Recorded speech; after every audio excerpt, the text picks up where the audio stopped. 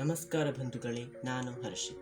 ಕಳೆದ 13 ದಿನಗಳಿಂದ ಶಿರೂರು ಗುಡ್ಡ ಕುಸಿತದ ಪ್ರಕರಣಕ್ಕೆ ಸಂಬಂಧಿಸಿದಂತೆ ನದಿಯಲ್ಲಿ ಕಾರ್ಯಾಚರಣೆ ನಡೆಸುತ್ತಿದ್ದು, ಆದರೆ ಈವರೆಗೆ ಅರ್ಜುನ ಅಥವಾ ಅವನ ಲಾರಿಗೆ ಸಂಬಂಧಪಟ್ಟಂತೆ ಯಾವುದೇ ಸುಳಿವು ಸಿಕ್ಕಿಲ್ಲ. ಒಂದು ವಾರದಿಂದಲೂ NDRF, SDRF ತಂಡಗಳು ಕಾರ್ಯಾಚರಣೆ ನಡೆಸುತ್ತಿದ್ದು ಯಾವುದೇ ಪ್ರಯೋಜನವಿಲ್ಲದಂತಾಗಿದೆ. ಅದಲ್ಲದೆ ಇಸ್ರೋದ ಸಹಾಯವನ್ನು ಪಡೆದುಕೊಳ್ಳಲಾಗಿದೆ. ಇದು ಯಾವುದೂ ಕೂಡ ಪ್ರಯೋಜನಕ್ಕೆ ಬಾರದಂತಾಗಿದೆ. ಮೊನ್ನೆ ಈಶ್ವರ ಮಲ್ಪೆ ಹಾಗೂ ತಂಡದಿಂದ ಕಾರ್ಯಾಚರಣೆ ನಡೆಸಲಾಗಿತ್ತು. ಆದರೆ ಇವರಿಗೂ ಕೂಡ ನದಿಯ ಆಳದಲ್ಲಿ ಇಳಿದು ಕಾರ್ಯಾಚರಣೆ ನಡೆಸಲು ಸಾಧ್ಯವಾಗಿಲ್ಲ. ಕಾರಣ ಜೋರಾಗಿ ಮಳೆ ಸುರಿಯುತ್ತಿದ್ದು, ಇದರ ನಡುವೆ ನದಿಯು ಕೂಡ ತುಂಬಿ ಹರಿತಾ ಇದೆ.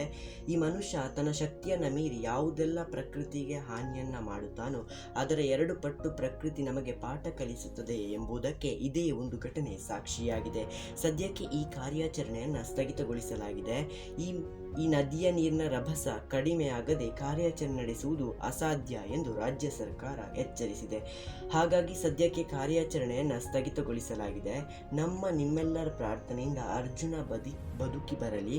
ಅದಾಗದಿದ್ದಲ್ಲಿ ಅಟ್ಲೀಸ್ಟ್ ಅವರ ಮತ್ತು ಯಾರು ಈ ಮಣ್ಣಿನಡಿ ಸಿಲುಕಿದ್ದಾರೋ ಅವರ ಮೃತದೇಹವಾದರೂ ಸಿಗಲಿ ಎಂದು ದೇವರಲ್ಲಿ ಪ್ರಾರ್ಥಿಸೋಣ.